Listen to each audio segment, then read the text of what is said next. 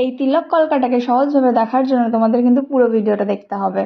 এর আগেও আমি আরেকটা তিলক কলকা সহজ ভিডিও শেয়ার করেছিলাম, তোমরা যারা যারা দেখোনি তারা গিয়ে অবশ্যই দেখে এসো। আগের বারের মতো এবারও আরেকটা সহজ করে ভিডিও নিয়ে এসেছি। তিলকটা কাটার পরে দুটো তকলকা করে নেব। তকলকার ঠিক পাশ থেকে একটা একটা করে দাগ বার করব। এরপর দুটো তকলকার মাঝখানে দুটো করে দাগ, আর তকলকার একদম লাস্টের দিকে আর একটা দাগ। এইবার যেখানে যেখানে একটু ফাঁকা লাগবে সেখানে সেখানে আর একটা একটা করে দাগ টেনে নেব। এবারে ঠিক একইভাবে অপর সাইডটাও করে নেব, না সেখানে একটা দাগ বেশি থাকবে না একটা দাগ কম থাকবে। এটা একটু তোমাদেরকে মাথায় রাখতে হবে। কলকাতে সবসময় দু সাইডটা সেম করার চেষ্টা করতে হয়। একটু তো এদিক ওদিক হয়, কিন্তু চেষ্টা করতে হয় সেটা যেন ভালোভাবে ভিজিবল না হয়।